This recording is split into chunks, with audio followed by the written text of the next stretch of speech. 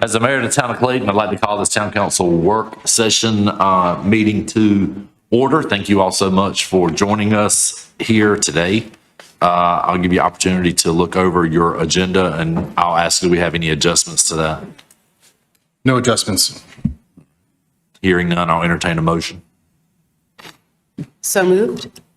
Second. We have a motion and a second to approve the agenda as presented. Any further discussion? All in favor, say aye. Aye. Opposed, like sign. And motion carries. All right, for the beginning of our meeting today, we're going to be doing some staff introduction and recognition. And I would like at this time to give the floor to Ann Game, our Revenue and Utility Customer Service Director.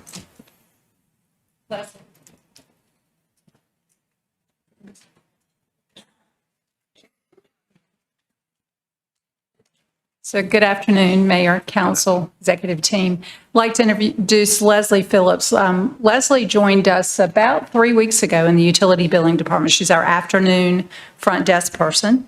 And Leslie is a former business owner in the town, so a lot of people may recognize her. I was very excited when she applied with us because I've known Leslie for a lot of years. She and her mom had a restaurant in town.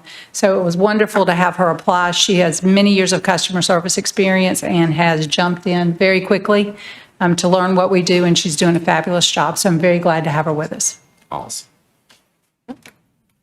Hello, everyone. Thanks for having me. Welcome. Thank you. We're glad you're here. Thank you, Ann. And up next will be Planning Director.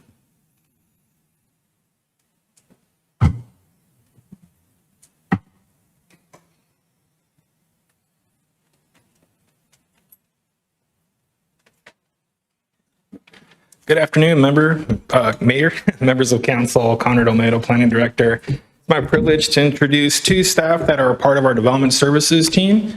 We have Ms. Kimberly Jones. She's our Development Service, our permit specialist, so everything to do with building permits, with zoning compliance permits, it runs through her hands. So it's a really important role. She's been with us for about 3 months, and she's got experience from working in Morrisville as well. So Kimberly Jones, and then we have Madreas Jones, goes by Dre. He's a member of our Development Services team.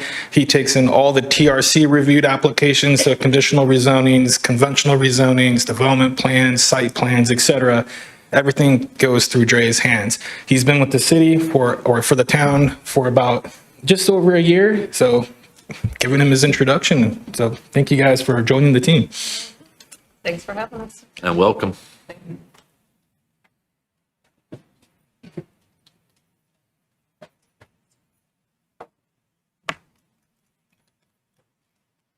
And up next will be Jonathan Ham, Engineering Director.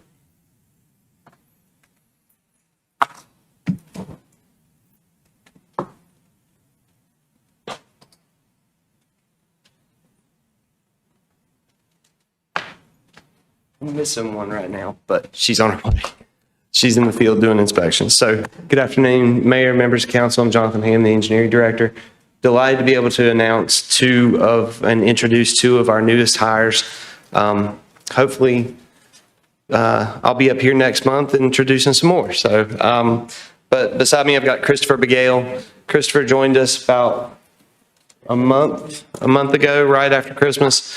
He is one of our new construction project managers, so he'll be managing some of our CIP projects for the town. He joined us with over a decade of construction experience.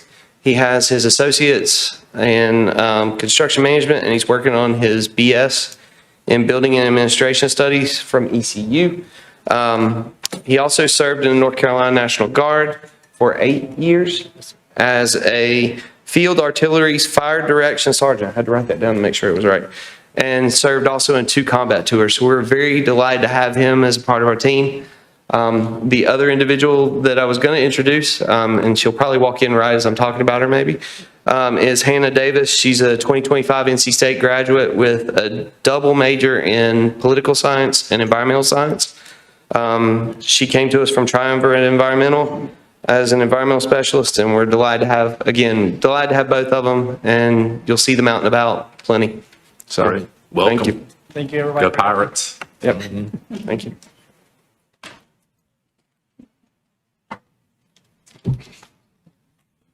And up next is going to be a public service and town winter weather response by Deputy Town Manager Lee Barbie.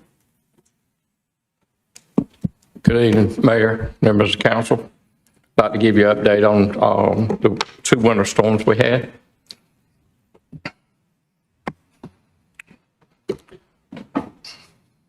So, let's see. All right. The response, we combined, it was during a 2-week period, we had the ice storm and then the snowstorm. But one of the things I wanted to point out, Public Services Group came together. That core group is Public Works, Electric, Water Resources, and Operational Management. The experience, I think, is in our advantage. If you look at the years of service, it spans from 8 to 22 years across departments. The average tenure with Clayton spans 4 to 9 years, meaning that our people know the town. And the ones that don't, that are new, are learning it pretty quick.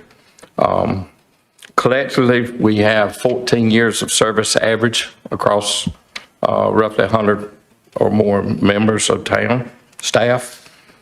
Average 6 years with the town. So early on during the ice storm, this is a briefing, this photo is a briefing that we had pre-snowstorm.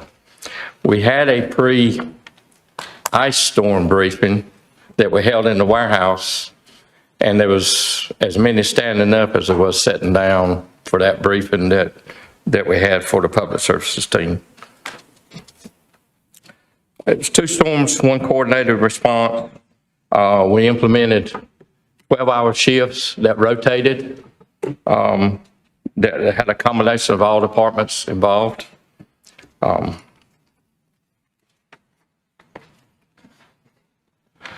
That way we were able to maintain continuous operations during both events.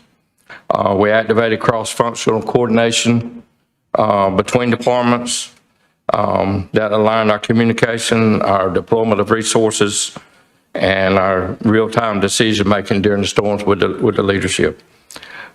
The crews covered over 550 miles, total miles of highways. Some of that is town, some of it's DOT streets.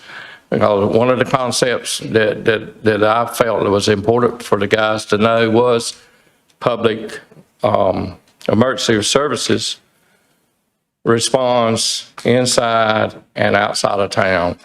There's annexations we had that we have to run DOT streets to get to our town streets for fire and police.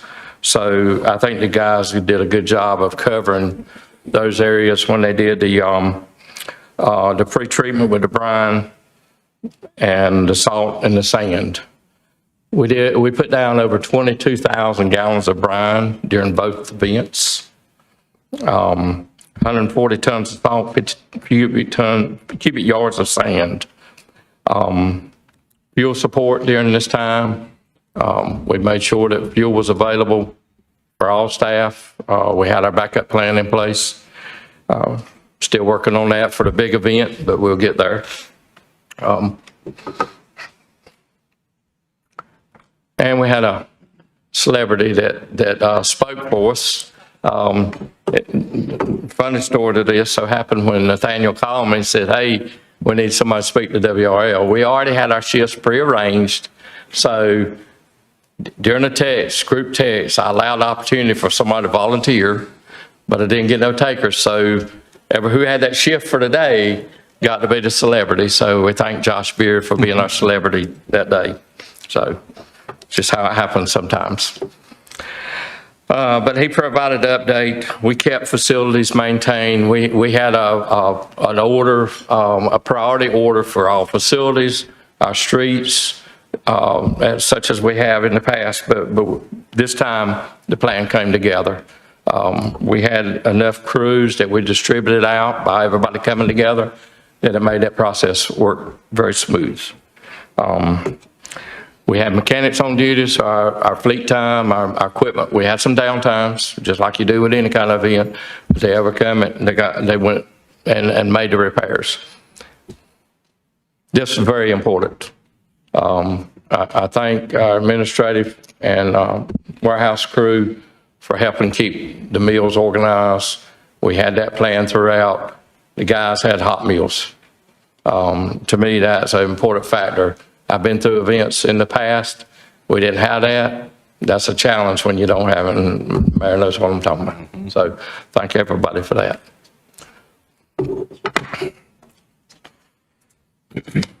So before we get to the final, I want to throw something in here that I think is important.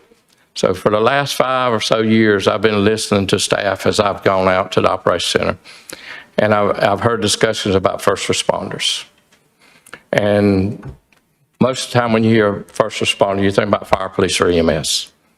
But I've done some digging, I've done some listening, and so I come up with some things that I think is important to tell the story of public services and first responders.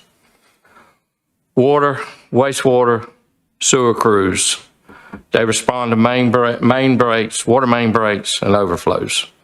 Street and highway maintenance crews, they help with traffic control and debris removal. Storm water and flood control issues. Utilities and facilities, snow and ice responses. And then we have heavy equipment operators and supervisors that help with provide machinery and the manpower to take care of those things. So what do they do as first responders? They help secure an area if law enforcement or fire needs traffic control or barricades. I asked for that for years as a fire chief. The public services teams now is readily available, has equipment to help emergency services out. What do first responders do? They prevent further damage, shutting off water, stabilizing infrastructure. They support police, fire, and EMS operations when asked. They restore your essential services, your water, your sewer, your electric. But they also protect the health and safety. That's something, a big one that I learned from the water resources guys in the last few years. So in my eyes, they're true first responders. And I thought this was one opportunity that I can share that with you. I don't ask to speak a lot, Mayor, you know that. But when I do, I usually have a reason. And so to provide an update on what we did for the winter storm was important to me because I saw a group of people, over 100. This room was fuller on the snow event than it is today, with all public services people in there and other departments. But these people come together and we acted as one.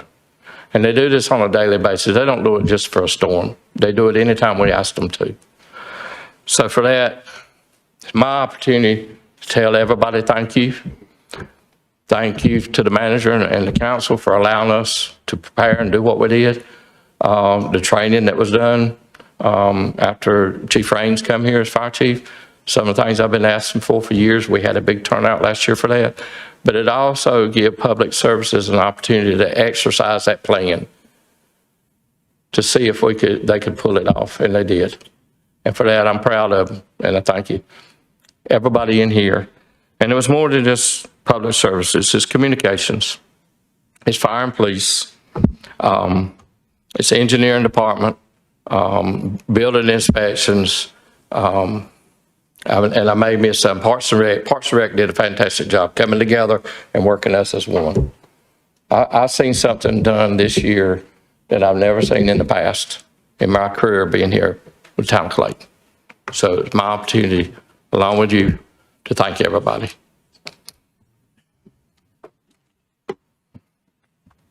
Well, thank you. And let me just say that last week I had the opportunity to be in Pinehurst, North Carolina, for the North Carolina Mayor Association meeting, membership statewide, East, North Carolina, Central, Western. And the conversation went around the bad weather that all 100 counties experienced. And to hear the stories, to hear about people not being able to show up to help out, to hearing stories about employees who, if they could get on site, just stayed, and all in between, and it made every mayor so proud to know that the employees take ownership and pride in what they do. And it shows, and our citizens understand it and they appreciate it and respect it. So on behalf of everybody sitting at this table with our backs turned to you, we want to applaud you and say thank you so much.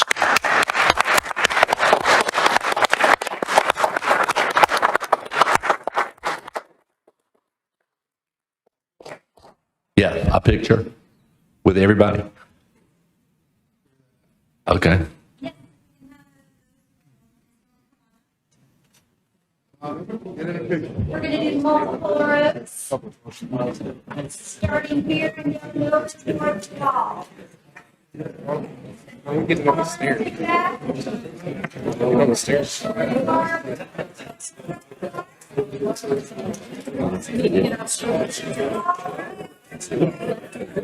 More so. Trucks. Like it was a lot. And they were like, well, how do you go to place? We're perfect. Our team is amazing. It was uneventful. I was saying about to get spring cover. I didn't want to. All serious. Right? And that's a good one too, you know, all the way down to Handy.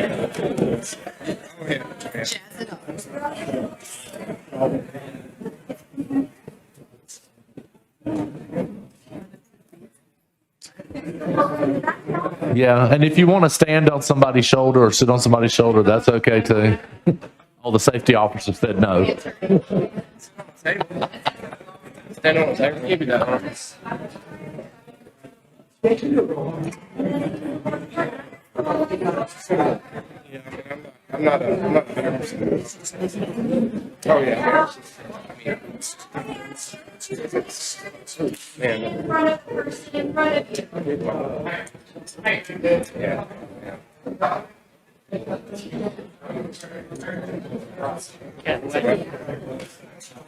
Good looking thing.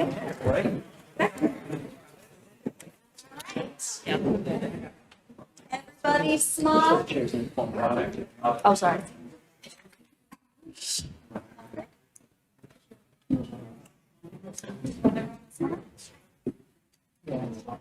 Have everybody smile. We'll do a couple takes.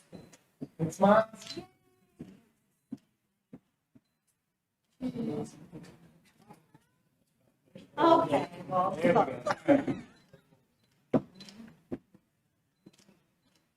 Perfect. You got it. thanks. Awesome.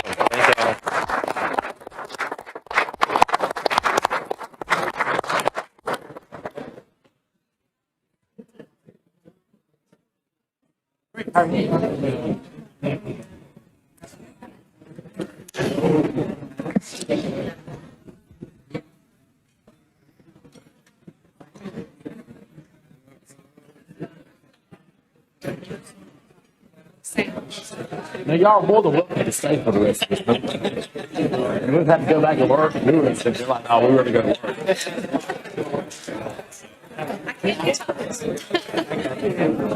Take me a top.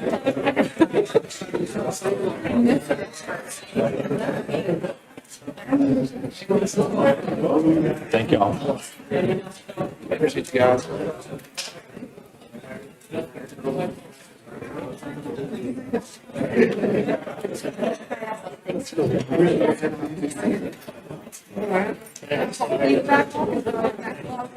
Y'all can stay. This meeting's going to be a lot of fun. You know? Let me say, stay in the council meeting or go to work. I believe I better go back to work.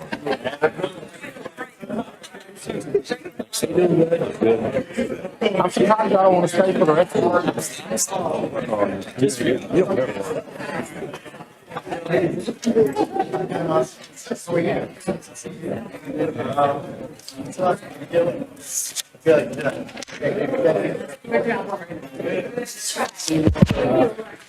All right. See you next time.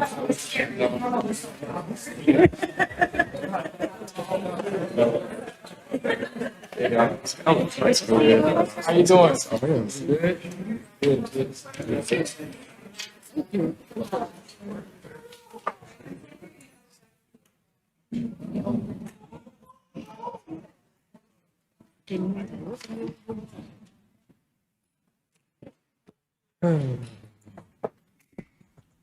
All right.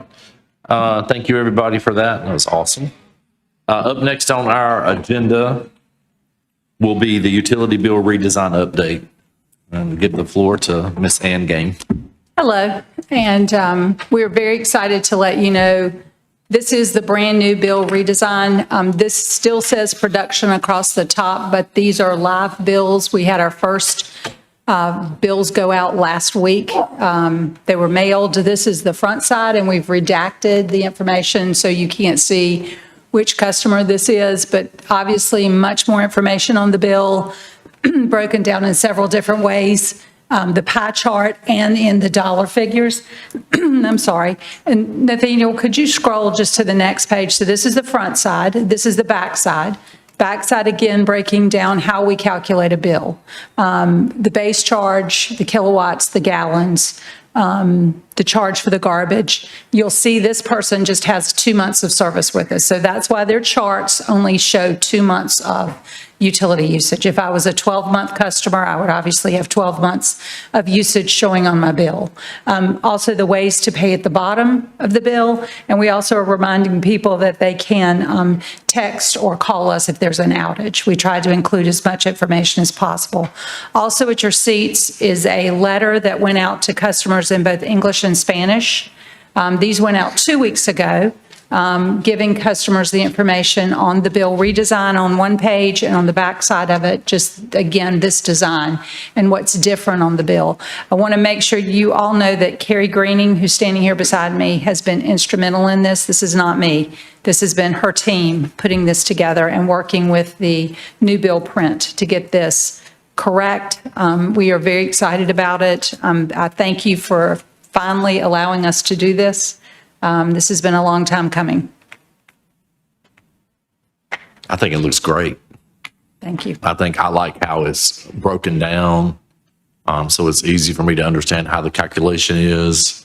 If I have been a customer for more than 12 months, it's great to see what months in the past 12 I hit a peak or it was more expensive, or what months were least or less expensive, that kind of thing. So I think this is a great move in the right direction. Me too. Thank you. Thank y'all. Yeah, Mr. Casey. Thanks. I think it's great too. It's broken down like Mayor said. I had a constituent neighbor reach out to me about the base charge. I guess the old bill didn't have that base charge listed. So can you kind of explain what that base charge means? She was assuming it was something new, and I reassured her it was nothing new. Yeah. But could you kind of explain that real quick for us, please? Sure. So it's basically for the simplest way I can say it, it is for the access for you to have our services. So within that base charge, you have an electric-based charge, a water-based charge, and a sewer-based charge, and an irrigation meter if you happen to have an irrigation meter. Whether you use services or not, it's the cost of doing business with us. It's that piece that covers our cost. And over the years, that charge has changed. Over the years, Rich, you may want to speak to that piece, but we've definitely seen an increase in our base charge over the years. Yeah, so effectively, the base charge is the fixed portion of the cost for us to run the utilities.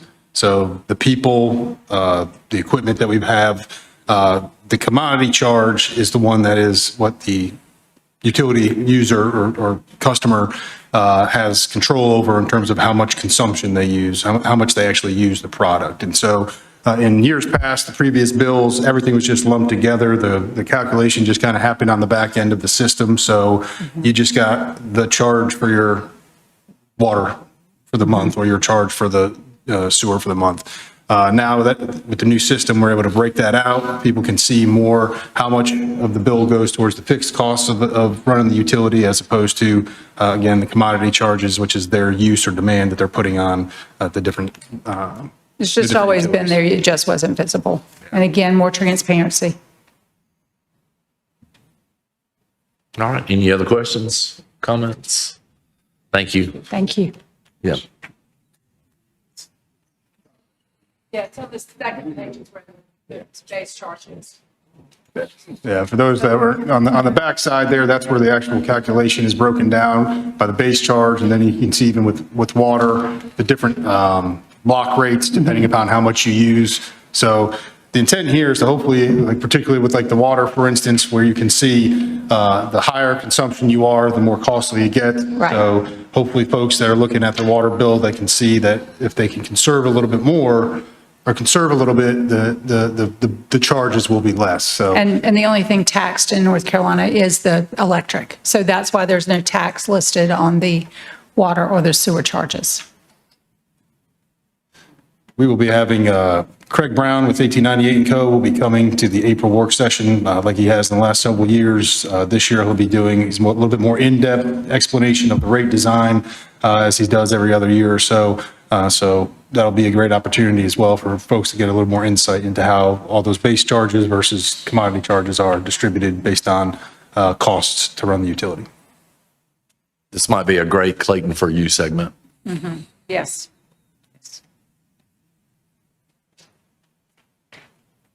Awesome. Thank you, ladies.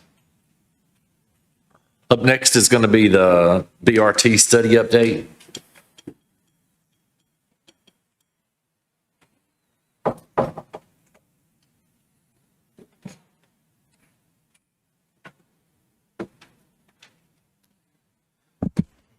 Good afternoon, Mayor, members of council, Conrad Olmedo, Planning Director. Here to talk to you all and give you an update is Ben Howell with the Capital Area Metropolitan Planning Organization. This is the Bus Rapid Transit Study Update. We've launched the work in July, working with Nelson Nygaard, the consultants. I've been a part of the technical team, and Ben has been forwarding, the team has been forwarding us some comments and some of the drafts that we've gotten, and then been kind of discussing the back and forth with regard to the study, and Ben is now giving an update of where we are right now with that process. So, Mr. Ben Howell, thank you. Good afternoon.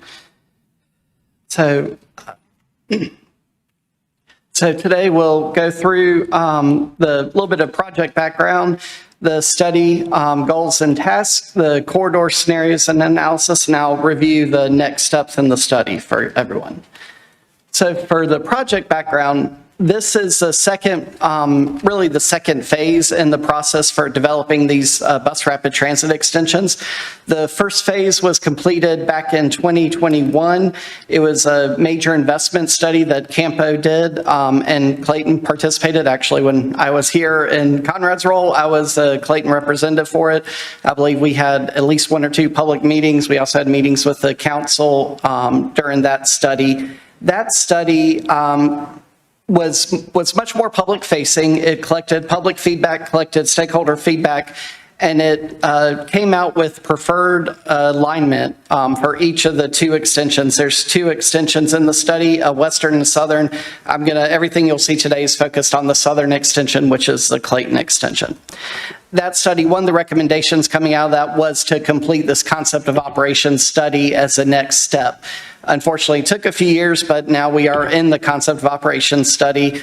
As Conrad said, we started in July or August of last year, and we're hoping to have it wrapped up by around May or June of this year and move forward after that. Once we complete the concept of operations study, we'll have a designated project sponsor, and they will move into the design and engineering phase and getting ready to actually put infrastructure out on the ground.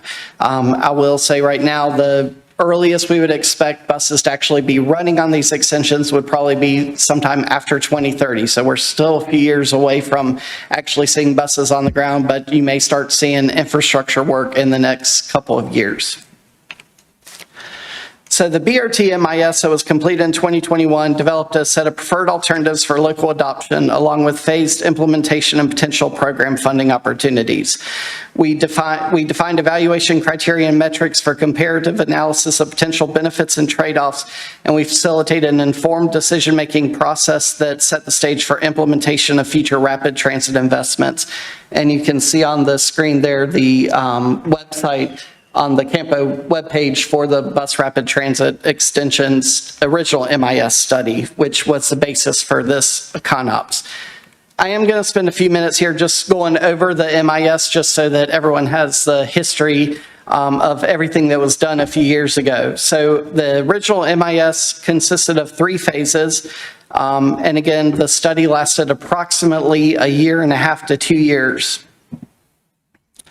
And as you can see on the screen, the first phase was education and developing the evaluation framework. Second phase, we looked at alternatives development and analysis. And then third phase, we presented findings, and the MIS made a recommendation for LPA, which is a locally preferred alternative. For the MIS, that was focused primarily on the alignment, one for the southern, one for the western, leaving project sponsor and some of the other more detailed work up to this concept of operations analysis. During the MIS, there was extensive public and stakeholder engagement. We had public engagement through all 3 phases, as well as stakeholder engagement with all the elected boards in the area, as well as members of the public and the business community. Through the public and stakeholder engagement process, you can see on the screen the primary audience and stakeholders, including business owners, residents, transit-dependent communities, existing and future transit riders, town, city, and county elected officials. And you also see how we had a study website. We produced promotional flyers. We used social media. We used email blasts, as well as other media and or traditional media, and we had public informational meetings. Through the original MIS, we had a 2-step alternatives analysis process, which is laid out there on the screen, where we went through and looked at different aspects of the alternatives and ultimately developed the preferred alternative.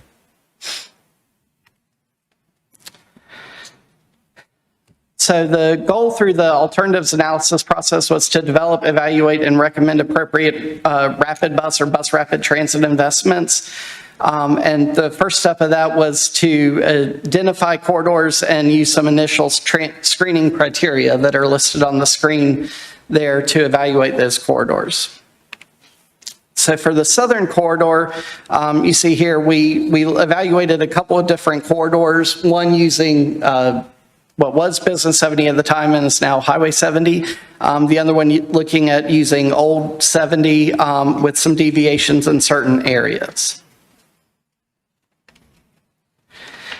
Next step, we refined the corridors and entered into the evaluation criteria with some detailed screening criteria, including transit supportive land uses, activity center connectivity, equitable access, multimodal transit connections, ongoing and construction costs, ridership and travel time, and roadway investments.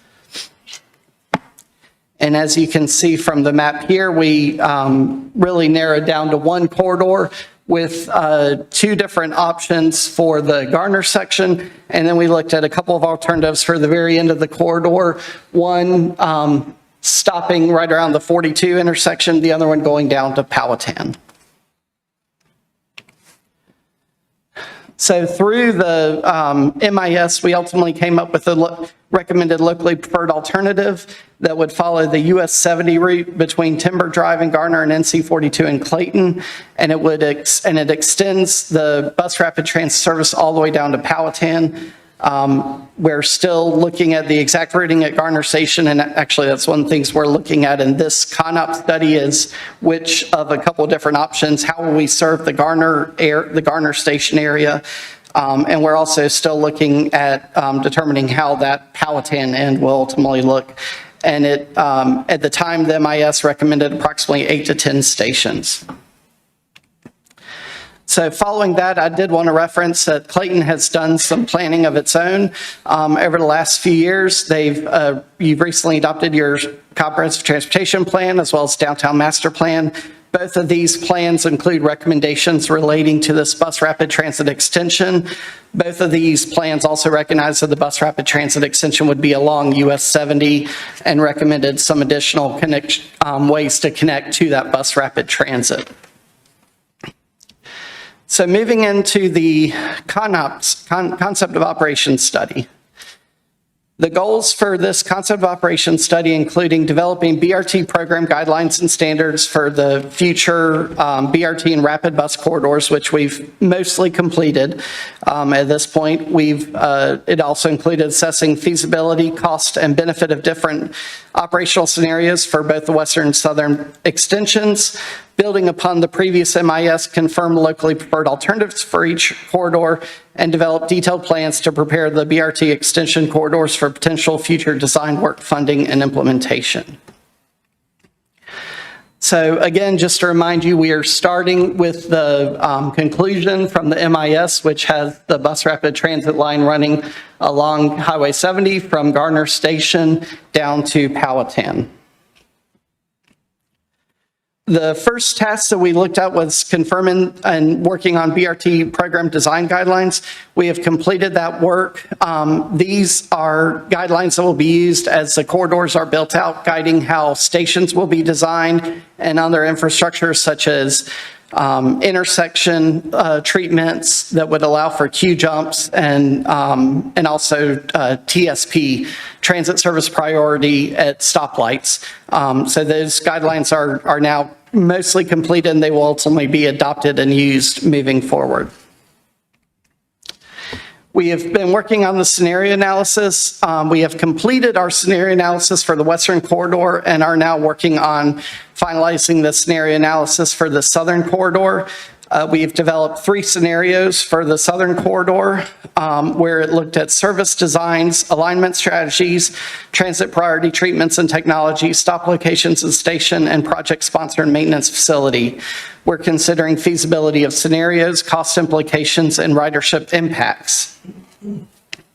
Coming out of the scenario analysis, once we select a preferred corridor or a preferred scenario coming out of that analysis, we will begin working on detailed operating capital plans, which will determine alignment turn by turn, stops, and transit priority treatments and technology, and where those infrastructure would be placed, as well as determine final operating capital cost estimates and ridership forecasts.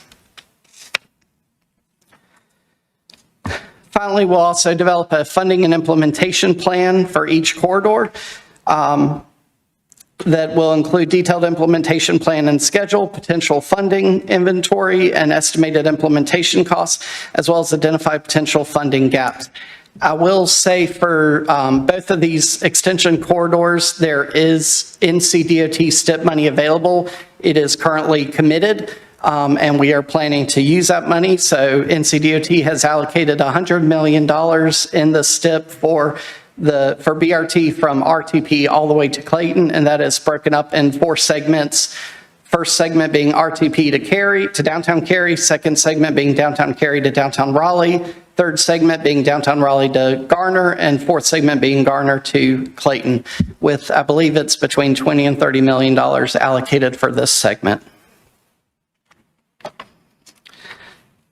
So looking at the corridor scenarios that we've been reviewing, the first scenario would have Go Raleigh operating the service, and it would be what we call alternate operations, where every other bus rapid transit bus coming out of Raleigh to Garner would continue all the way through Clayton.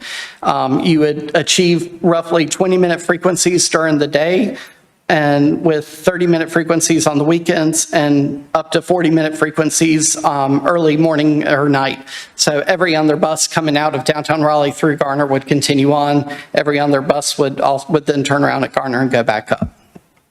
In this scenario, it would look very similar to, you would see the same buses that Raleigh would use on their BRT, which would be the 60-foot articulated buses, or as my child says, bendy buses. And they would be that dedicated BRT branding, and would also have some upgraded stations because they would be level boarding for the most part. Scenario 2 would still have Go Raleigh operate the service, but it would be more as almost a separate extension route using likely 40-foot buses. Still looking at 20-minute to 30-minute frequencies on the weekdays and weekends with 40-minute in the evenings. The biggest difference here is that you would not necessarily have dedicated BRT branded buses, but you would have 40-foot buses, which would also allow you some more flexibility with the stops and would allow for future growth of the service. The concern being with scenario one is there may not be enough ridership to really warrant having full 60-foot buses running all the time through the Clayton area. And then scenario three is the same as scenario two. It would just be operated by Go Triangle. So the evaluation framework we've been using, again, focusing off the evaluation framework off of our goals of access to local or regional destinations and major activity centers, access to transit services, having productive and sustainable services, and ensuring safety and compatibility with surrounding environment. So as I said, we are still working through our scenario evaluation for this corridor. We have some of the work completed. We were waiting on some additional modeling of the ridership so that we have correct ridership numbers to fully evaluate the three scenarios for this corridor. And we anticipate to have all that completed and have the discussion at our core technical team of the three scenarios in March, and hopefully come out of that meeting in March having chosen a recommended scenario to move forward into detailed operations and capital planning. And then next steps for the project, wanted to give you a picture here of the project schedule. So like I said, we've completed our scenario analysis for the Western Corridor. We are hoping to complete it for this corridor in March, and we will be moving into detailed operating capital plan, as well as funding and implementation planning. And then we'll have the draft and final report in April, May, June timeframe. Once that final report is completed, we will then move forward into an official adoption of a locally preferred alternative by the Campo board. This is action that only has to be taken by the Campo executive board. However, the local boards are welcome to, endorse it if you so desire or whatnot, but that final action will approve a locally preferred alternative that'll finalize the alignment, most of the stops, and the project sponsor primarily. And then moving out of that, we will then have the project sponsor move forward with beginning the detailed design and engineering work and beginning to look at when they could pull that NCDOT funding down to start that work. And with that, I'm happy to answer any questions you may have. Awesome. That was a great presentation, Ben. Thank you. Any questions or comments? Ms. Archer. First of all, good to see you back at the podium. Welcome back to Clayton. There's a lot of really great information in there. Thank you. I used to take the bus when Highway 40 was under construction, and I found it to be just really helpful to my household financially because I'm not sitting in the car wasting gas, and quality of life, just the frustration of not having to drive in all the time. I had a couple nerd out kind of questions. Slide 17, you had the kind of overall generic timeline. It was like feasibility, cost scenarios of the two different connectors.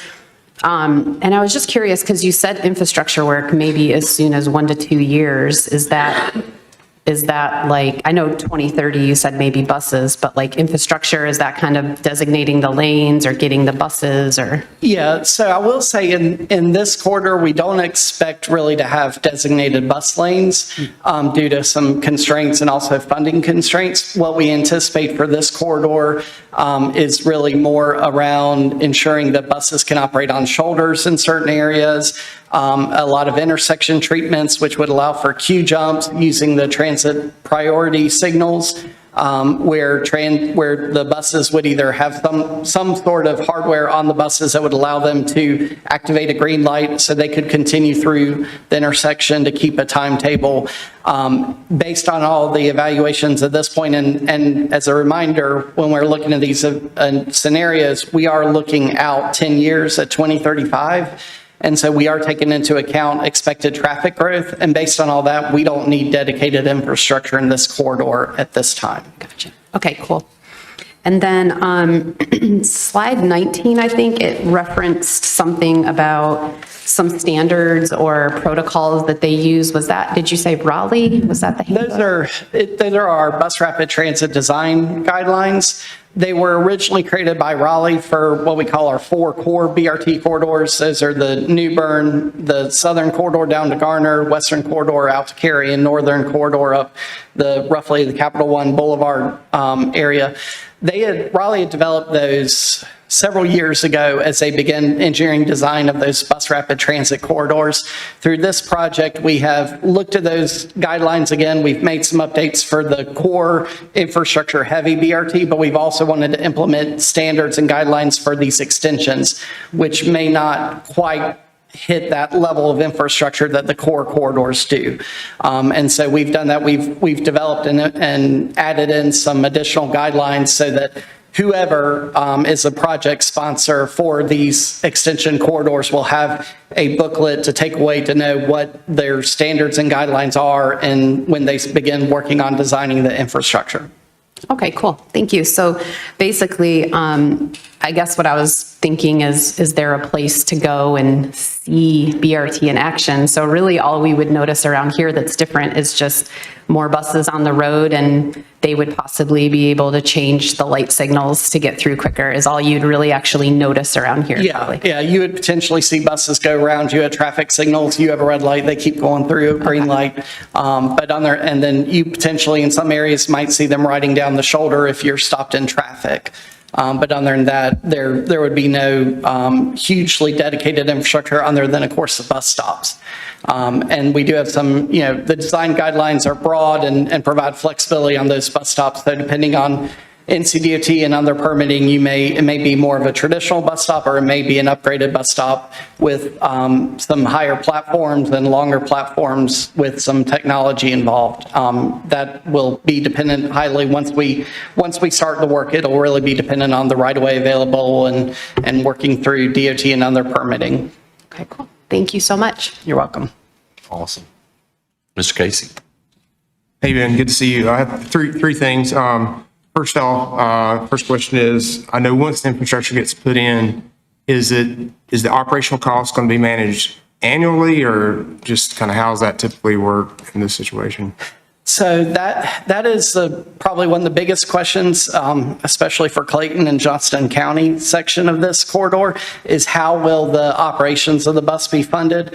In the Wake County section down to Garner, White Oak, or a little bit, or maybe even, I guess, close to about Guy Road, that operation will be funded through the Wake Transit Plan. We have our dedicated half-cent sales tax. Once we get into Johnston County and into Clayton, we'll have to figure out how that'll be funded. And that's something I think that Conrad and the engineering department are in communications with some other staff at Campo about some different ways to fund those operations. There's some federal, what we call federal formula funds that may be available that Clayton is now eligible for.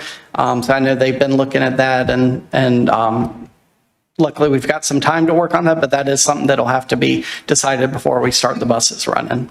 Perfect. Yeah, thank you. And then the other question I had is, I think through Go Triangle and Campo, they have done some all-electric buses and stuff like that. Is that a similar scenario here, or is it going to be hybrid, or is it going to be diesel buses? Or? So I do want to make clear, Campo doesn't run buses. We are a planning agency. Yeah, understood, yeah. But I believe Go Triangle, and I know Go Triangle has purchased, has a few battery electric buses. I'm not sure if Raleigh has. Raleigh has primarily used compressed natural gas buses, which they're creating their own gas off of their wastewater treatment plant, I believe.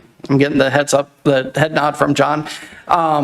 So with the battery electric buses, I know those are, like I said, I think Go Triangle has purchased a few of those. There's additional infrastructure required with those, and there's still some operational concerns. I know I've heard from different agencies, and I've seen some research on some different operational concerns with those. So I'm not sure, I can't tell you today what kind of buses would serve this corridor, whatever size they are. So. Okay, cool. Thank you. And the last thing, it's more of a comment. I guess if your birthday was today versus yesterday, I'll just see if Jody would sing happy birthday to you. But because your birthday was yesterday, no chance. Happy birthday. Thank you. Belated birthday. You know, I'm hopeful that this will be opportunity for, you know, conversation with our county about future funding opportunities, right? So it just wouldn't be a burden Clayton would bear, but we would help, you know, figure out a whole team to help with the financing on this. Yeah, but I think it's going to be a great idea. Yeah. Question. Yes.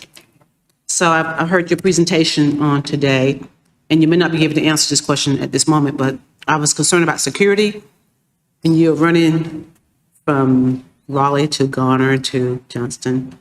Would it be based on the city that you're in, the county that you're in, that would reference some problem with security, or who would address it based on who's closest to the issue, or how would it work? Probably, I can't answer it exactly. I can say it's probably a combination. You know, obviously, if it deals with an issue at a stop, then it would be whatever jurisdiction that bus stop is located in. If it's on the bus, it probably would be somewhat dependent too on the operator and whether they have security on that rides the buses or not. I will say through Wake Transit, we have recently begun funding some what we call safety and security operations. So, for example, I know Raleigh, they've received funding through Wake Transit for additional armed private security guards at I think Raleigh Station. They also now have a safety and security director that works through their contractor that runs operations. Cary has also received some safety and security funding for cameras and whatnot. So it would be a sort of more likely a combination of things and somewhat dependent on who's operating the bus. You're welcome. That's great. All right. Anyone else? All right. Thank you, Ben. right. Thank It's great you. to see you. Thank you so much.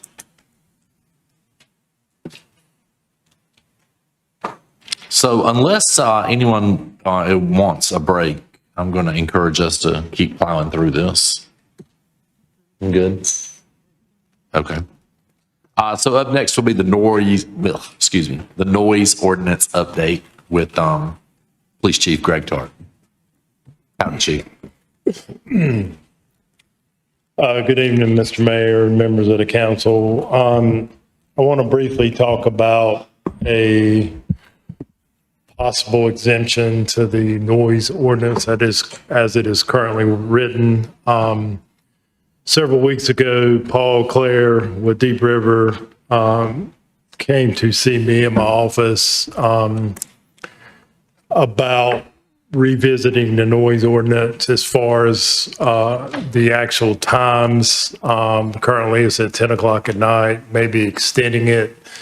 Paul and I have a very good relationship. We've always been able to discuss, you know, whatever issues that intersect my department and his business. He was actually representing the Downtown Development Association as a group when he came over, and just was looking some ideas about what they could do on their side to help facilitate a change in the ordinance. And we basically talked about options. Option number one, obviously, was to just rewrite the ordinance as it's currently written. I think the ordinance was passed in 2017, if I remember correctly. I didn't really see a need to do that. Ultimately, it is your decision. The other option was, you know, buying or purchasing decibel reader devices, which some municipalities have. The only problem with that for me was, number one, we got to buy them. Any kind of device that you're using to enforce the law has to be calibrated periodically. And without knowing the cost of all that and how much of a burden that would be on us to try to keep up, we came to an agreement of doing a special permit to allow a business, and keep in mind, this is for businesses only, to have an exemption to play music, or if they have a live band, to go past 10 o'clock to maybe 11 o'clock. The permit would be issued by the town. It would eventually come to me to be signed off on our end. We have a copy, I don't know if you can put it up there, of an application that we came up with, and ultimately we put in there a cost. That's your decision as well if you want to charge businesses, but we put some stipulations on it, where since it's new, it's kind of like the social district when we first came out with it, kind of start slow and just see how it does. Now, I will say that majority of our noise complaints come from residences and residential areas. We rarely get noise complaints from businesses. We've had a few at First Street in the past due to neighbors across the railroad tracks. The mayor's familiar with that because he and I dealt with that a couple years ago. That has seems to subside a little bit. But a lot of these businesses want to bring in bands and people of that nature to perform live. I don't have a problem with it per se, as long as we know about it in advance, and this is a way to know about it in advance. And maybe cull it down to maybe 2 per day. So no more than 2 businesses have a permit on a given day, but ultimately it's up to you. So this is mainly more of a discussion on which way you want to go. I'll entertain whatever you want to do, but Paul seemed to be good with that proposal. He was going to go back and discuss it with the rest of the business owners, and to my knowledge, we haven't received any kind of pushback on it. So we're here today to basically decide if you want to go forward with this, or do you want to do something different, or do you not want to do anything at all? So that's pretty much the discussion for today. I think this is a good start. I would say, I'm just glancing over it. Is there something we can put in there as far as a denial goes, so it's in writing? If you're not complying more than twice or something like that, you can't apply for a noise extension maybe for 12 months?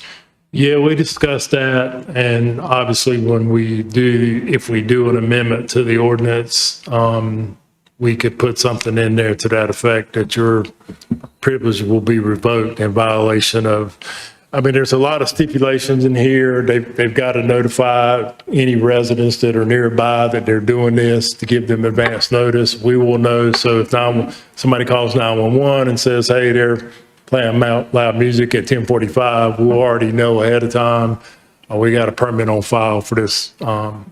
So yeah, to answer your question, we can do whatever you want to do as far as putting some wording in there to deny someone based on the inability to comply with previous permits. For me, I think the key is communication and communicating with the neighbors. I think that's hugely important. And I like the process and how this is rolled out. It's pretty self-explanatory. To Councilman Anderson's point, there probably does need to be listed in writing in all this documentation what the repercussions are should you fail to comply or anything along those lines. But yeah, I think 10 o'clock is too soon. I think 11 o'clock is much better. And it helps business. 100%. Mr. Casey. So I'm familiar with some of the new noise ordinance complaints because I've gotten those calls as well. Are those complaints typically, in my understanding, but I'll ask this as a question instead, those complaints they occurred right at 10 or slightly after 10 where the business just kept on playing, or was it the decibel level? The majority of business complaints have been after 10 o'clock. Mm-hmm. And some of that could be a band, some of it could just be people outside talking. It kind of varies on what the actual noise was. But again, I want to say that the majority of our noise complaints do not come from businesses. They come from residences, people having parties, people, do whatever they do, and neighbors get upset and call, and we respond, obviously. But I don't think we have a big problem with business noise complaints. Okay. So Based on what, we have researched. okay. As of right now, it's up to the discretion of the police officer whether they feel that noise per se is at a certain decibel level or not, or No, the how's that ordinance is basically written where it has to be somebody other than complainant that considers it excessive, or a police officer who arrives that considers it excessive, and then he or she acts. And again, I don't think there's anything wrong with the current ordinance as it's written. So when we discussed it, my opinion was, I think it's fine. If you want to do something to extend it, then that would probably be the rate. My concern was with like decibel readers, we're out there arguing with some business owner because their decibel reader shows one thing and ours shows something else. And honestly, we got better things to do than have to argue about, that. So I think this would be probably the most simple approach, just to see how it goes. And if it's not working, then we can get back together and figure out something else. But I think this will work. At least everybody knows, hey, this business has a permit on Saturday night, they got a live band or whatever, and we can obviously be prepared for that. And the neighbors should know in advance if they follow what we've laid out to do. I don't foresee it being a major problem personally, but. I understand. Oh, I'm sorry. No, go ahead, sir. I understand, and I appreciate, I know the DDA has been working really diligently on this, and they had a bunch of different iterations on it. I think the decibel meters were kind of a more clear-cut, differentiation versus it being maybe subjective from someone. But I understand your point too on how it's, we want the police officers not to be the noise police. Obviously, there's other important things to be done. So, I mean, if this could be a trial, then, or I assume you're asking for approval today, and then, or is it going to go back to the DDA, or? Well, I'm basically looking to see what direction. I mean, if you're satisfied with this direction, then we'll move forward this. I mean, I need to talk to Jim about how we need to implement this into the current ordinance as it's written, or make it a separate one. And he and I'll have that discussion, how we need to do it. I'm assuming it will go back in front of you at a session for your approval at that point in time. But the biggest thing today was just to make sure you all are in agreement to go this route, or you want to do something different. And, if we go this route, we can probably get this done pretty quick. So then, but the understanding is still, if the noise is excessive, regardless of what time it is, that's still in place, correct? Yeah. So well, I don't think you can ever take that away. Yeah, and I don't want to. That's my point. But I kind of look at it as two different things. I mean, you obviously have this goes past 11, but then the subjective part of it being, overly noisy or something, but depending upon. But I think that's where the current ordinance kicks in. A reasonable person thinks it's excessive, then, I mean, it's all subjective in a lot of ways, but I mean, somebody has to make the ultimate decision, which is usually one of our officers, and says, you need to turn it down or shut it off. Mm-hmm. And then when we leave, they turn it back up. No, I'm kidding. Understood. Yeah. Okay. If this is something that obviously can be implemented and retracted if it doesn't feel, I guess most of the complaints I get are from residents on businesses versus, resident to resident, but if that's the majority of them that you're saying, I mean, obviously I trust your. Yeah, I mean, Lieutenant LaQuire's here. He did a lot of research at pulling stats, and the majority of our noise complaints come from residential areas. I don't have any more comments. Sorry.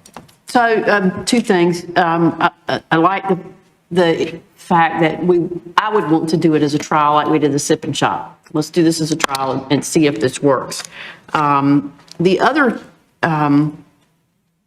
question I've got is when you look at this kind of thing, if you see it other places, is it, if we're extending the time, and I don't want to make it more complicated than it is, because if this is working, I got no major problem with that. But if we're extending it to 11, would we tie it to certain nights? Like maybe? We could. Okay. I mean, it's really, that's kind of why we're here. You know, Okay. we could do it every night. We could do it on weekends. Yeah. I mean, it's really your decision and how you want to proceed. But I'm in We could favor start of, it out on the weekends and Okay. extend it if you want. I mean, there's a lot of different options here. It's yeah, I just, have no problem with this. I would say on my side, for me, I don't have a problem with proceeding to just sort of flesh this out and whatever you come up with. Okay, I have a question as well. So I don't have an issue with extending to 11 o'clock. I want to know, I guess when we're doing the survey or whatever we're doing to collect information, we also have documentation as to the increase of complaints from what we're doing now as compared to when we extend it to 11, if the residents or whomever are complaining more. Would that be yeah. documented as well when you bring it back to us? yeah, I mean, I'd be back in front of you anyway if it was a problem, and I'd have the stats to back it up. So, yeah, I mean, that's not a problem. We keep stats on everything we do pretty much. So, yeah, we could certainly look at, just like we did the social district, has our calls for service increase because of that. And we look at this stuff a lot. So, yes, to answer your question, we could certainly do that. I like it. I think we want to move forward. Okay, I'll get with the town attorney and see if we can get it drafted up. I know they want to try to get this in place before the weather starts turning and gets warmer. So, you know, I think if you're good with this, we can get it up and going, and then we get it on the next, you know, the appropriate agenda for the meeting and get it approved. So, thank y'all. Thank you, Chief.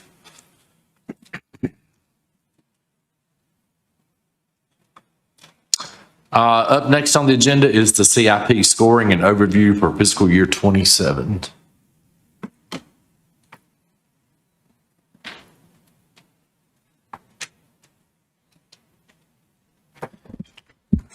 Good afternoon, Mayor and member of council. So yeah, we have the CIP scoring and prioritization overview. This is an annual conversation that we have. It's like a season. I'm sure it's council's favorite season to go through this. So, jumping in here. So for an agenda, we will run through the overall program itself. Some general information, the annual process, I'll go kind of step by step through it. The fiscal year 2026 top projects, so kind of where we left off last, and kind of go through how the priority points work. And after that, I'll kind of drop into this year, or this year that we're talking about, fiscal year 2027, the program, so some general updates on it. I'll also kind of talk about some recommendations on shifting some of the strategies for this year. Go through the project lists of where things are currently. And then go through the typical ClearGov access and navigation. Similar to last year, there's going to be, if you saw this presentation last year, some of these slides are recycled, so it'll be same kind of information. Talk about upcoming next steps, and then kind of go into discussion and questions. So overall, I usually like to have this slide just to kind of do as a comparison. So we're talking about capital improvements. So it's CIP associated with the general fund. So those are specific initiatives. They have defined costs, timelines. They're usually 100,000 plus. They have a completion milestone to them. So that's kind of the category that we're talking about. There's also another bucket that Todd, deals with a lot in budget management is the CPP, which is the capital programs. That's more of an annual reoccurring costs. And to kind of just give some differentiation. This is some examples of CPP. So this is what we're not talking about, but it helps give clarity to it. Is these are your kind of taking care of greenway trails, roads, things that reoccur, right? So we're talking about CIP, individual initiatives that come up.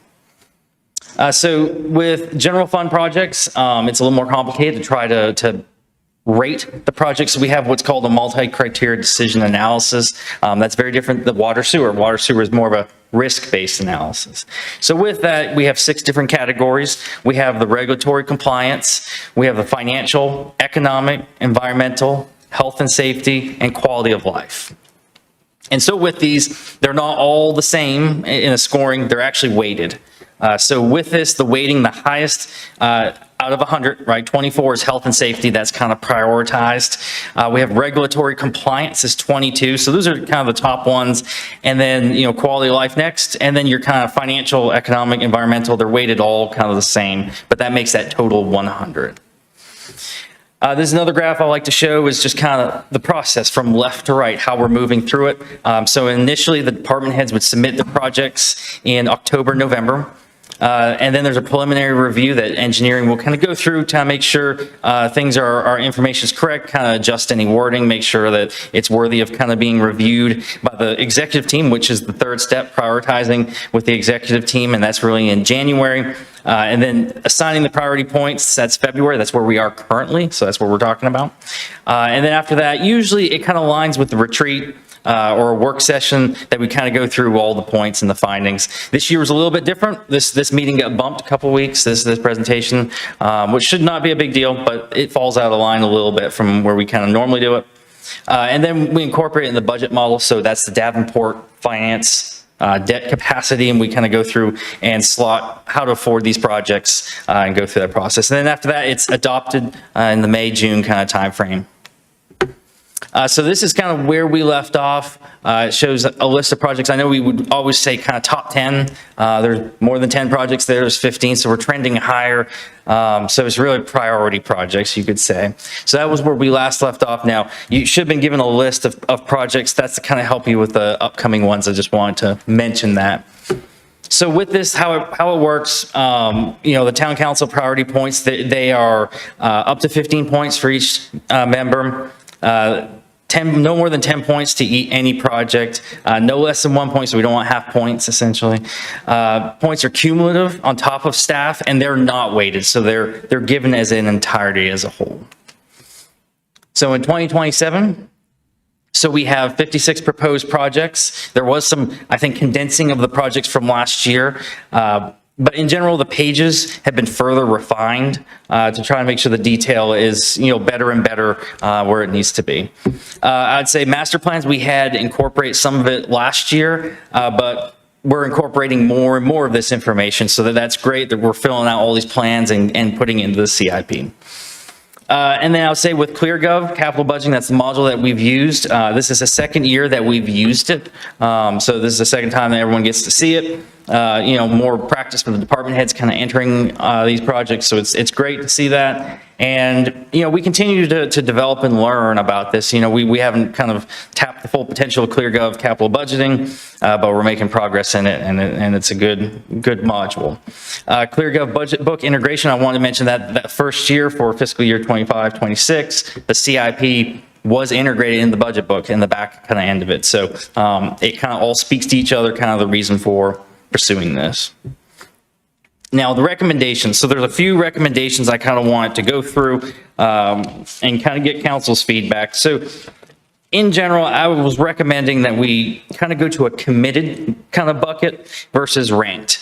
And with the committed bucket, we'd see scoring them. So essentially, those projects, you'd see them on the sheet that was handed out. They would rise to 500, perfect score, and they're kind of in a committed where they've either achieved kind of that status, that we're not re-rating them over and over unnecessarily. But I would say, just because I call them committed, I would say they still they need to have a validation. And I'll use kind of an example. The library and Southwest Public Safety Center, it rose on the list. We did some initial study, some initial information. We took that to council at the SD stage and validated it, right? Are we on the right track? Or is everything meeting all the metrics before charging ahead? And I say that because SD, I like that stage to kind of do a presentation and bring it in front of council, is because not a whole lot of money has been spent at that point, but you will spend a whole lot of money once you go beyond that. And it is very difficult to rework plans once you pass that stage. So I feel like it's a perfect kind of validation point. And then, with this, the committed one, it gives us a solid list to give to Davenport of these are the ones we need to try to find how can they be afforded if they go all the way to the end, that kind of makes it clearer. In the past years, we've had to kind of cherry pick through the list. This would kind of make it easier of these are the projects. And I would say just, in general, how does a project get to this category? Well, it's through this process we're talking about. A high score is achieved, right? So it's, based on the merit going through the rating process. I would also say that, if there's significant external funding opportunities, that kind of circumvents that a little bit. If we're going to get an 80-20 split and DOT's paying for 80% of something, even if it rated in the middle of the pack, it would be crazy to not consider that, right? So I feel like that can push it in the committed category. And then also strategic property purchase. There's certain properties that maybe are purchased, that council's made a decision to go ahead on that are for long term. They can go in and be rated. However, there's some properties that are purchased with a specific intent on making action happen immediately. So that's kind of a pre-commitment, along with the property purchase. So I feel like that could be a reason. There's also council direction, right? If council deems that a project has really kind of community priority, you have the pulse of the community and one needs to move up, I feel like that fits the reason for being in that bucket. And then so after that, we would have really a continuation of the ranked projects, what we typically do each year. So our scoring would apply, there'd be an executive team review, and we'd go through it, and council would assign points. And I would like to associate this with more future planning, right? So we have the planning process, selection, validating, and executing, right? So, and then, these projects as they're ranked and there's affordability in the committed category, those top projects would move into the committed. So it starts at the bottom and moves up into the committed category. And then I would just say, just in general, the benefits to this is it provides transparency on a clear list of priorities that we're working on that carry into following years and are modeled financially. It provides staff with firm direction, what we need to prioritize, work on. It just makes it where it's not questionable. And then it shows a committed project backlog. It makes it clear that how many projects that we have that are committed that we should be working on daily, working on trying to validate them or finish them, depending on their status. And it also creates kind of an understanding of emphasis of how many projects are being planned versus how many we have that are really committed. Because if you look at the list, there's a lot more in the committed category. There's a lot of projects that have been in that category. So I feel like, our focus maybe over the next year is more, rather than dreaming, more delivering, right? So we're kind of moving towards getting things taken care of and getting off the list. And it also creates stability in the project list. I know sometimes it's bounced around some depending on new projects going in there, has kind of bumped other projects, and that can be a little confusing. Along with it, I know there was confusion with council assigning points maybe the last year or so of, do you spend your points on something that is going to be done anyway? So I think that takes that out and it assigns the points more for future planning. And then also along with it, it saves a lot of time. There's a lot of time that's dedicated to looking at each project. And if we're rescoring projects that have already met that threshold, we all spend a lot of time trying to do that. So it would save time on that. And so, breaking that out like that, so this would be, you'll see the C that's on the priority rank, that shows that committed, and then I put a priority score of 500, so perfect score. These are kind of the projects that we've accumulated really over a couple of years, that some of them have scored and bumped, but we kept committing them. And there's also other ones that have been strategic. They have come up, one that's in there, Robertson Mule, that's one, building purchase, kind of put that on there. There's more to come on that one. But, Operation Warehouse is another one. That's actually kind of a combination of projects. That could actually be probably 2 or 3. That's really from that funding. But some of these all kind of came over the years or through funding opportunities. There's few reasons that I had mentioned. And then so this would be the list of the rated projects. So you'll see how it starts out as number 1 staff rank down to 33. So that's where the points would be applied to start that planning kind of process. And all that's printed out there in front of you. I figured I'm going to breeze through this slide and I want to make sure you had something in front of you could continually look at. Before I kind of go through ClearGov, the process, is there any questions or concerns or thoughts on kind of shifting the strategy for this? I appreciate it. I have feedback real quick. So no, I think this is great. And prioritizing, and obviously we have a wish list and we'd love for it to all happen at once, of course. I think one of the things when I see this, sometimes I kind of see what's committed And then, even, as the community maybe looks at it too, I see stuff on here that says we're committed, but realistically, it's not going to happen this year. Correct. We'll be lucky if it happens next year. So it's almost like, can we have a column or something like, hey, propose start, propose. And I know the master spreadsheet has that to a certain degree. I just think it's, as we show this to people, we need to make sure, because I don't want to give a false impression that, hey, we're going to start on, First Street Extension like right now, because people are going to assume that, and then we're going to be in hot water. So anyway, thank you. Yeah. But no, I appreciate what you're doing. I'm just Great. that feedback. Yeah, and with that kind of, to your point, like on here, East Clayton Connector Greenway, right? So that one's not one that's going to start immediately, to your point, but that one has DOT funds that have been already, they're there. Their program is part of the STIP, right? So it would seem like if we're going to get some, money from DOT, that would make sense to simply do, because you got to strike it while the iron's hot kind of thing, right? So, but yeah, to your point, that's great. I can add in kind of a proposed start to that. Any other feedback or anything before I dive through the rest? So to your point with the STIP funding and that kind of thing, it could be a simple letter. It could be just for me on a quick look. I mean, I think I can look at this and figure out what's got shared funding, but I think it would be a quicker look to your point, to be able to say when you get asked, these are committed because we've got 80/20 funding, or just and some kind of simple column that shows shared funding, I think would be helpful. Okay, appreciate it. I can add that. To Ruth's point on that, it could be committed /CF, and that could be, so you don't even have to have another column. It could say it's committed with funding allocated. I love a good spreadsheet, so thank you. Yeah, I can add a notation. That could be easy as well. Okay.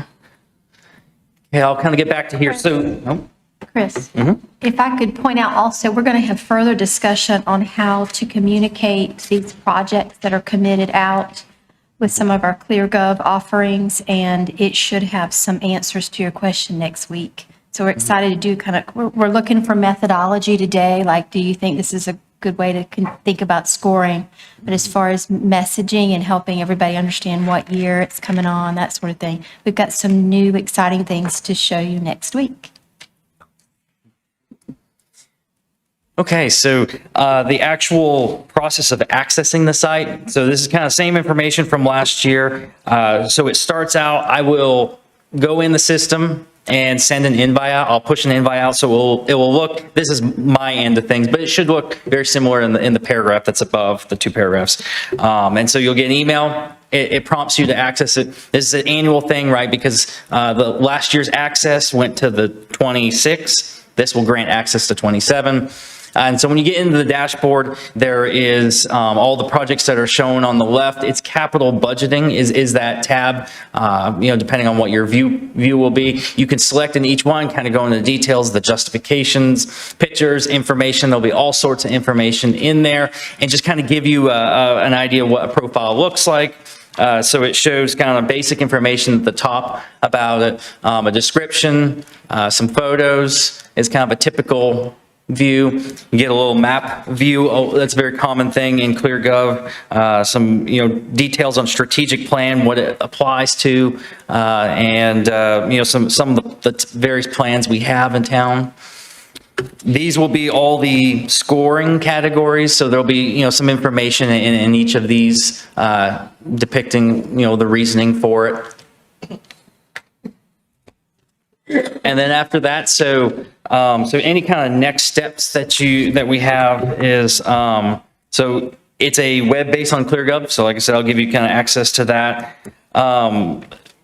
For access, I'll do that by probably tomorrow, just to kind of give a little bit of time. I'll push that email out. And if we could just maybe Friday 27th February, just kind of get the scores back on this one. I would say with the amount that we have in projects, we're probably pretty good to get started. The conversation with Davenport based on the committed list. However, it's still important. Future planning is important, but I feel like we have a decent sized backlog right now at this point that we're probably going to be focusing on getting it down and working them off.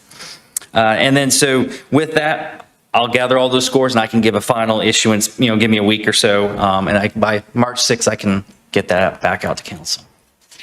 Perfect. Any questions or comments or discussion?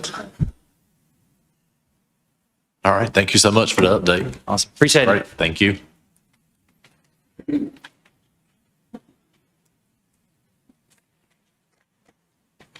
And up next will be the budget engagement fiscal year 27 kickoff.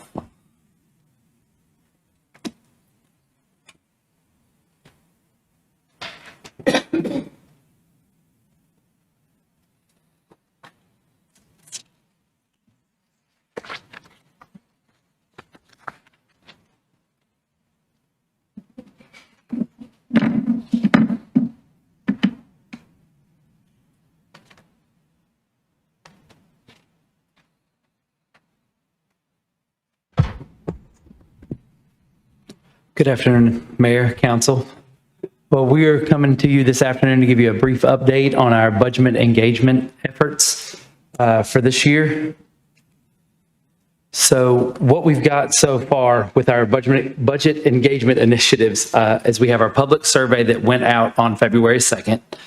We are pushing that out everywhere we can. We have our budget engagement website. And then additionally, we'll talk briefly about the community education task force that we're putting, focus group that we're putting together. So with our budget survey, that opened February 2nd, and we'll be running that through March 15th. That's going to be on the website, on our social media. We're doing some digital advertising for that. We have an episode of Clayton for You planned for it. We have a direct email campaign. We typically send out to all customers at the start and at the end.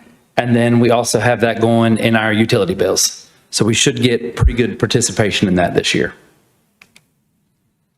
The budget engagement website, which you guys, we've used in the past, we've changed it up a little bit this year. Now we've got the general survey information. We have our adoption timeline, and then also an additional set of resources that now point to a full budget and performance website that Todd has built. And I believe he's going to be talking to you guys a little bit more about that this evening during staff reports. Is that right? Yeah, awesome. And then lastly, just a quick touch. We are working on a focus group. So it'll be a pilot that aims to create a well-informed public of ambassadors so residents can engage confidently and help share accurate information throughout the community. And I'll let Todd talk on this a little bit because it was kind of his brainchild. Good afternoon. Yeah, so the purpose of the partners group is to, as Nathaniel said, give folks the opportunity to learn a little bit more about exactly what's going on when we're developing our budget, deepen public understanding around. So this session of the Community Education Partners is going to be focused on budget. We're going to have about 5 sessions monthly, talk about budget, talk about town services, talking about unique challenges that come up, emerging issues, I should say. Yep. And so, yeah, what we want to do is empower these folks to engage with their neighbors, with their friends, their family, to have accurate information, to spread sort of the news of exactly how we're building, how we're developing the budget. A lot of times in real time. So this first session we'll be talking a lot about the budget survey because that's kind of the active thing that's going on right now. So yeah, holding sessions on the 4th Tuesday of every month here in Town Hall. We're going to Nathaniel and I will come to the first meeting of the following month to give an update on what we spoke about and what we talked about in the prior meeting. And again, diving into a little more detail about how the municipal budget is developed, how we shape our funding decisions, where our funding comes from, a lot of that sort of vital information that is not always understood, overlooked sometime, that sort of thing. And we're also, but this whole time, we're going to test communication strategies that we have, get feedback from these folks. So I think the rough outline of a meeting to me is we're going to provide them information for a portion of the meeting. We're going to find some way to apply that information, some sort of maybe exercise or group activity. Then we're going to also take feedback from our partners as well. And we're going to have a specific category of information that we're going to give them every week. We're going to ask them for feedback that they've gathered when they're talking to their neighbors and things in the prior month for each month. Any questions, comments? I think it's great. We're really excited about it. I think it's going to be, it's going to be great. Anyone else? All right. Thank you. Thank you. Thank you both. All right, that pretty much takes care of everything on our agenda. Is there anything else? All right, hearing none, then if there's no further business to come before us, I will entertain a motion to adjourn. Motion. Second? We have a motion and a second to adjourn. All in favor, say aye. Opposed? Motion carries. Thank you.